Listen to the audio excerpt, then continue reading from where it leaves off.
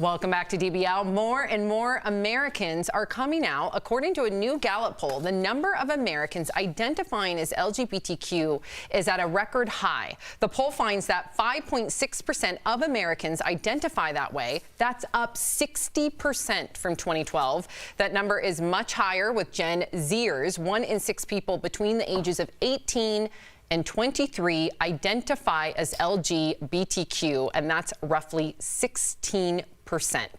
Why are so many Gen Zers identifying as LGBTQ, do you think? My first instinct would be because they're comfortable with it, right? I feel like people are more open and it's a normal thing now, and they're going to come out and say exactly how they feel or how they want to feel, right? So that's my first instinct. I don't know if I'm right or wrong. Well, and I am not at all comparing this to any kind of mental illness, so please let me say that ahead of time. But people are more comfortable talking about everything that's going on with them. I suffer from an eating disorder. I have ADD. I talk about that. I talk about my sobriety on television because people are there's more of a community for people to talk about that. So I feel like this is the same thing.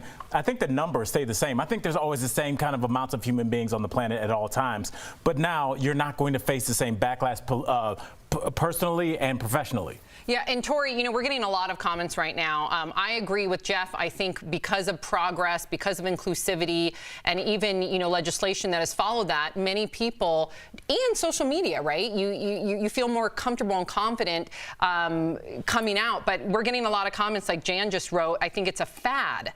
What do you make of that? And what would you say to Jan that believes that it is a fad?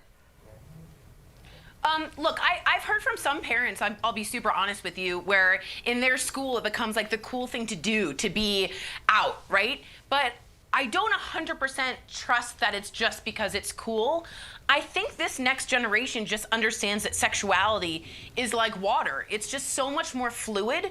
And as Jeff and Al said, I think they're just more comfortable opening up about that. Now, are some of it because it's a fad? Sure. But the majority is the number's bigger. We just have been bigoted against those people for so long. Now people are actually getting to breathe.